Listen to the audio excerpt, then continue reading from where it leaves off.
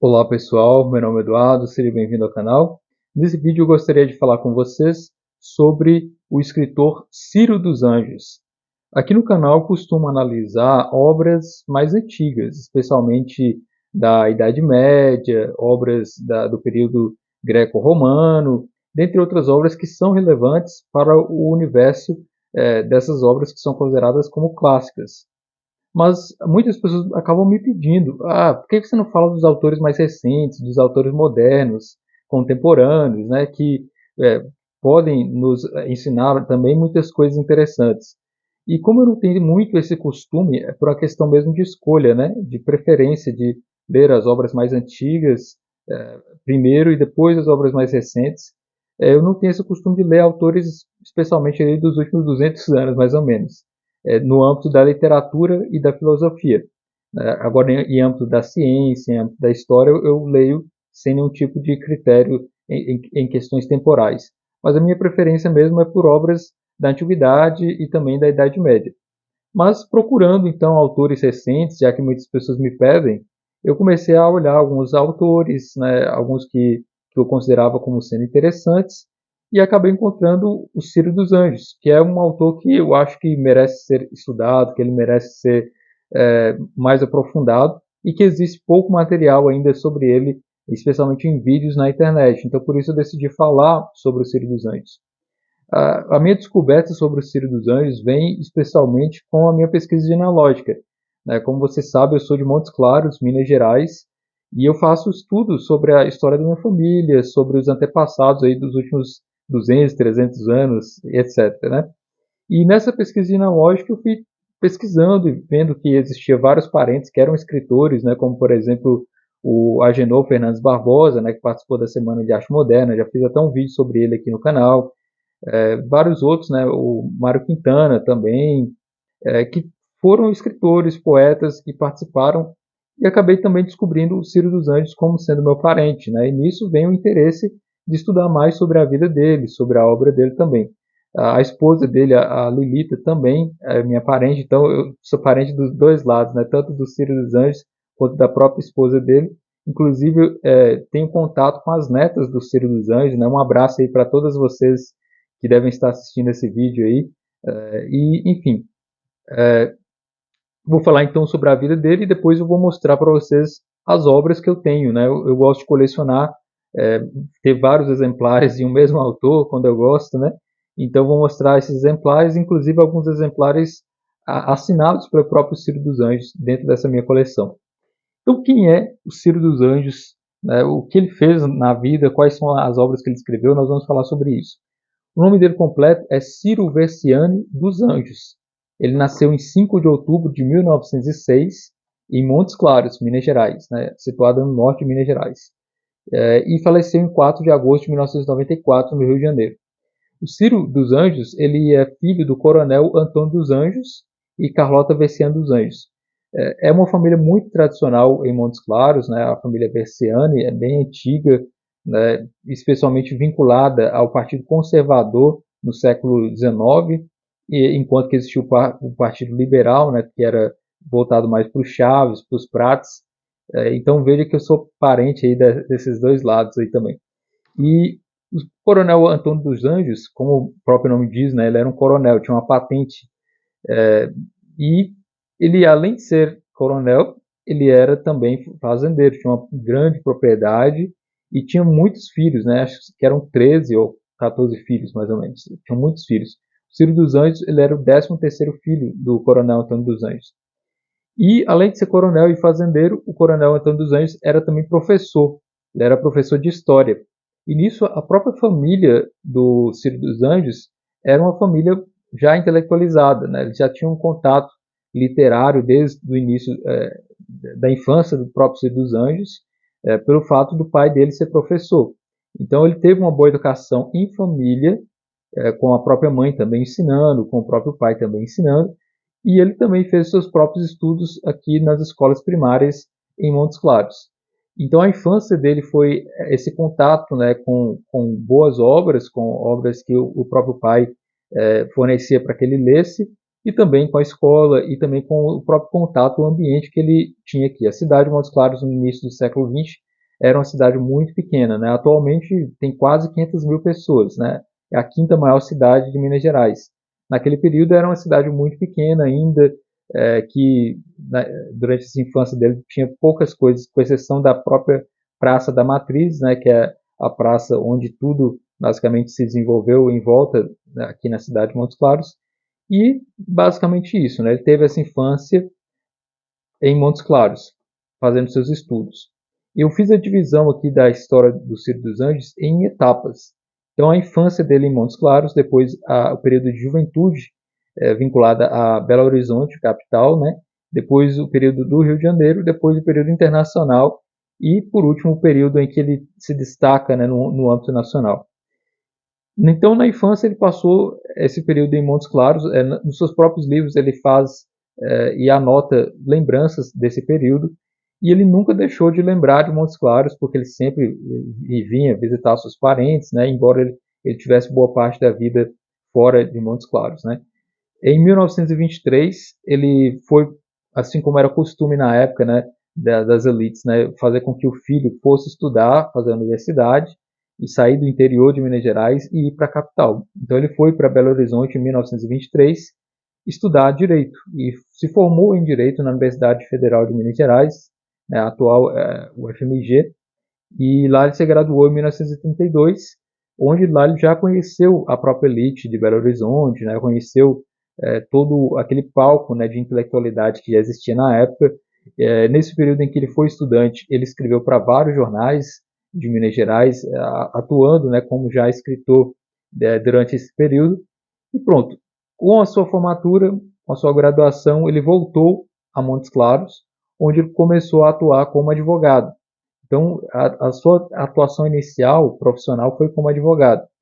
Depois disso, ele decidiu então voltar a Belo Horizonte e lá começou a sua carreira como professor. Ele se tornou professor de literatura portuguesa entre 1940 e 1946 na Faculdade de Filosofia de Minas Gerais e aí começou então a se destacar como um notável professor, como alguém que entendia já como pode dizer, de letras, né? E ele já havia publicado em 1937 o livro Amanuense Belmiro, se tornado já renomado, então agora ele é professor e também autor de uma obra já bastante conhecida, né?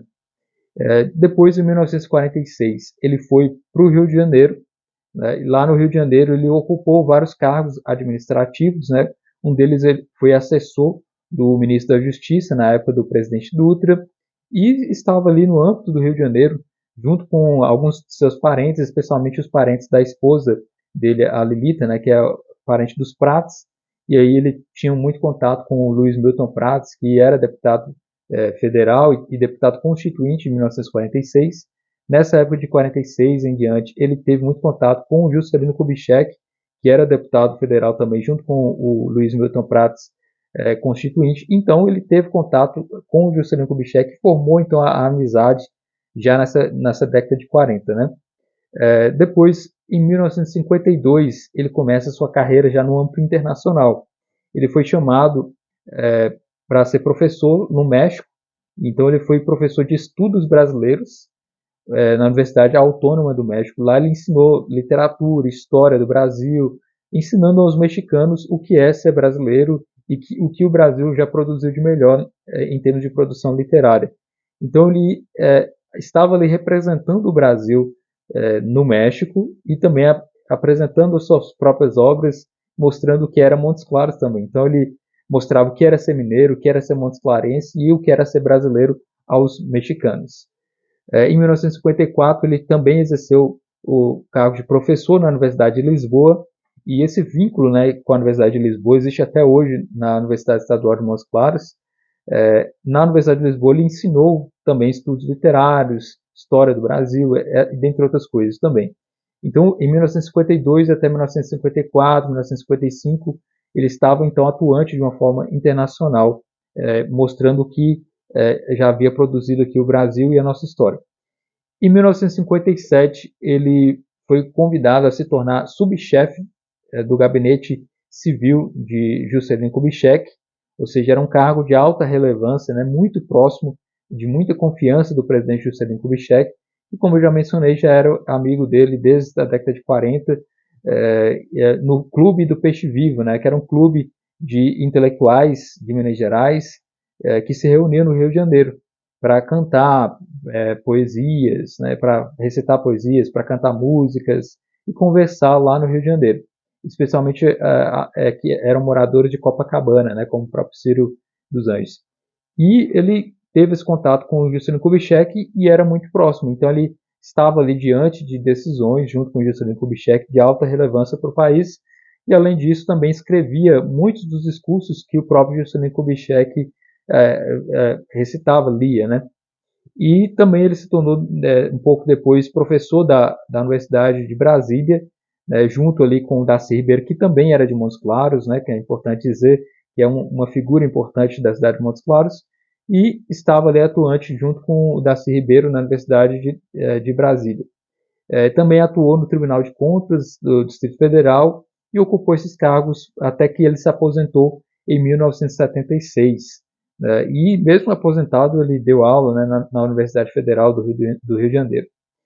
Ele se tornou, então, destacado, além de exercer essas várias funções no âmbito administrativo, ele foi também destacado no âmbito da literatura, como nós vamos falar agora. Ele se tornou membro da Academia Brasileira de Letras em 1969, ocupando a cadeira 24 do Manuel Bandeira. Então, como já acadêmico, né, como imortal, ele já tinha algumas de suas publicações já bastante reconhecidas, né? E eu vou falar um pouco sobre essas obras.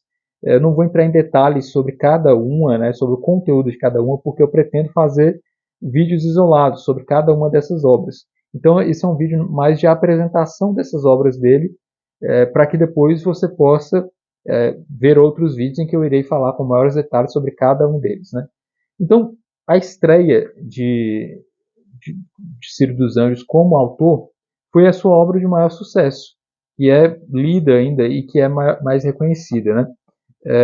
É uma obra que eu particularmente gosto bastante, que vale muito a pena de ser lida, né? E é muito utilizada, inclusive, em vestibulares, né? Em universidades. A obra O Amanuense de Belmiro. Eu tenho essa edição aqui, que é a 10ª edição, bastante antiga também, mas é muito interessante. E existe também todo o trabalho do professor Vander, né? O professor Vander, deixa eu ver o nome dele completo aqui. Enfim, o professor Vander, ele fez um resgate das obras do Ciro dos Anjos. E ele republicou e ajudou, né, na edição de vários exemplares da obra dele, né? Deixa eu ver se eu encontro o nome completo dele aqui. Vandermelo Miranda. Então, Vandermelo Miranda, ele foi responsável por resgatar as obras do Ciro dos Anjos para que você possa ter esses exemplares num formato mais condizente com a atualidade. E ele republicou, então, aqui o Amanuense Belmiro e outras obras, né? Nessa edição, em comemoração ao centenário do Ciro dos Anjos. Né? Ciro dos Anjos nasceu em 1906 e, a partir do centenário, foi sendo republicadas as obras pelo professor Vander. Então, aqui o Amanuense Belmiro republicado nessa primeira obra do Ciro dos Anjos, publicada em 1937, né? Foi o primeiro livro dele. É importante dizer que o Ciro dos Anjos teve contato com muitos intelectuais da sua época. Um grande intelectual da sua época, né, que é o Carlos Drummond, foi muito amigo dele, né, e publicou com ele, na verdade incentivou a que ele publicasse livros. Né? O Carlos Drummond se correspondia com o Ciro dos Anjos por mais de 50 anos. Então, tem uma obra que foi escrita, na verdade editada, né, pelo professor Vander Melo Miranda, que reúne todas as cartas, ou as principais cartas de correspondência do Ciro dos Anjos com o Carlos Drummond de Andrade. Então, eles eram muito amigos mesmo, né? Até que o próprio Ciro dos Anjos convidou o Carlos Drummond para ser padrinho de casamento dele, né? O nível de amizade que eles tinham, né? E o Ciro dos Anjos fez com que o próprio Carlos Drummond de Andrade viesse a Montes Claros no seu casamento aqui na Igreja Matriz.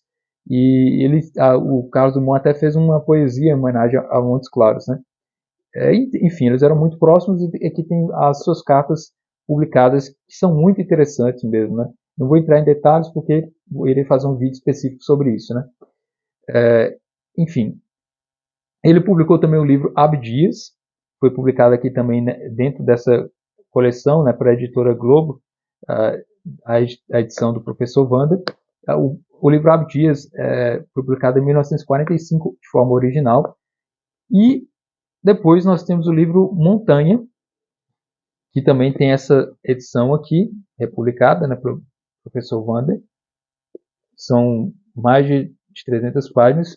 E eu tenho aqui a primeira edição, o primeiro exemplar, enquanto o Ciro dos Anjos ainda era vivo, e foi publicada em 1956, e é uma edição autografada. Não sei se você consegue ver a versão bem antiga, mas com autógrafo original do Ciro dos Anjos do dia do lançamento da obra. Então, essas obras que eu mencionei, elas são as obras que compõem o romance, né? As obras literárias de romance do Ciro dos Anjos. Ele também foi ensaísta, ele escreveu uma obra, A Criação Literária, em 1954, enquanto ele era professor ainda, para se utilizar nas universidades estrangeiras. É uma obra que trata de um tema muito interessante. Por que os poetas fazem poesia? Por que os escritores escrevem obras? E ele vai tentar explicar isso de várias formas, né? Tanto filosófica quanto psicológica. Por que os escritores escrevem, afinal, né? E aí é muito interessante essa obra, e é uma edição que eu tenho também, autografada pelo Ciro dos Anjos, com dedicatória a Luiz Edgard.